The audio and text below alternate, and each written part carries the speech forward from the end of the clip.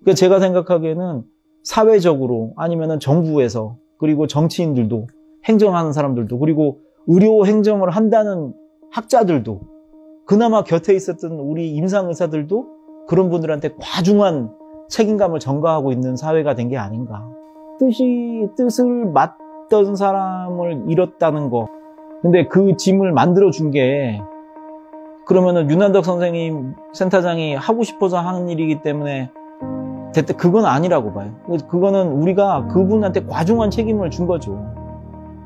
사실은 이제 우리나라가 응급의료 체계라는 게 굉장히 보잘것없었어요. 보잘것없었고 응급의학과라는 말 자체도 우리가 쓴 게 지금 몇 년이 안 됐죠. 근데 저도 이제 충북권역 응급의료센터장을 몇 년 또 하고 그랬었는데 그때 이제 그 응급의료 체계를 만들었던 사람들 중에 한 명이죠. 사실은 저는 핵심 인물이라고 생각을 해요. 그러니까 전남대학교 의과대학을 졸업을 하고 응급의학과 의사가 되고 나서 행정가 생각을 하신 거겠죠. 근데 그렇게 되면 대부분 어떻게 되냐면은 뭐 보건복지부라든가 이런 중앙단체로 되게 들어가게 되는데 보건복지부라는 데가 좀 이제 어떤 데냐면은 가보면 이렇게 순환처럼 많이 움직이세요. 2, 3년 정도 있으면 딴 부서로 가시게 되고. 근데 이제 윤한덕 센터장은 사실은 응급의료센터를 만들고 응급의료센터의 기틀을 만들겠다고 작정을 해줬던 것 같아요. 15년 전에 이제 할 때 이제 아예 국립중앙의료원에 중앙응급의료센터를 만들 때 거기에 처음에 쉽게 말해서 사무관 같은 사람으로 가신 거죠. 거기에서 십몇 년을 보내면서 결국에는 전체 권역 응급의료센터를 운영을 하는 책임을 갖게 된 이제 그 중앙응급의료센터장이 되신 거예요. 그래서 우리나라 응급의료의 처음과 지금을 너무나 잘 알고 있는 사람.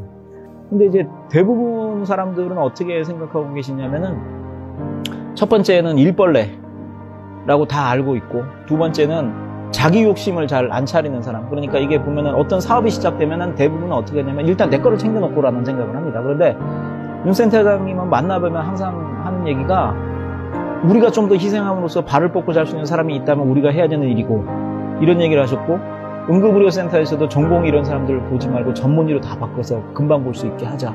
그러면 전문의가 더 노력을 하고 더 고통을 당하는 거겠죠?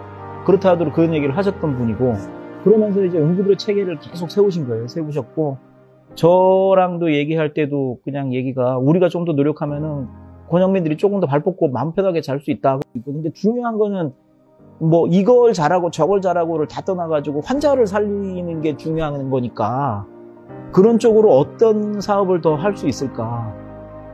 그냥 앉으면은 항상 되게 일 얘기예요. 지금 요즘에는 의료인들에 대해서 관심이 높아져가지고 뭐 국민들도 관심이 되게 높죠. 이국종 교수도 그렇고 이국종 교수 정말 죽을 힘을 다해서 일하고 계십니다. 그리고 사실은 윤한덕 센터장은 대부분 몰랐죠. 언론인들도 다 몰랐어요. 몰랐는데 그 사람들의 행적을 찾아보니까 뭐 소셜미디어, 페이스북도 찾아보고 하니까 그 사람들 쓰는 글은 다 그냥 일해가는 일이고 그러니까 그런 걸 보면서 언론인들도 알았던 거죠. 이게 빛이 나지 않는 사실은 어떻게 생각하면은 영웅적인 행위를 하는 사람들이 계속 있었다는 거.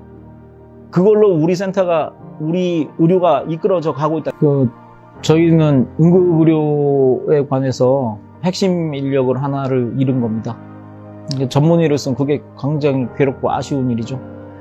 그리고 유가족을 생각을 한다면 너무나 마음이 괴롭습니다. 괴로운데 제가 생각하기에는 그런 것 같습니다. 그러니까 그분의 유지가 어떤 건지 우리가 미루어 짐작하고 알고 있거든요. 그분이 바랬던 게 무엇인지 거기에 대해서 우리가 매진을 해야 되는 거라고 생각하고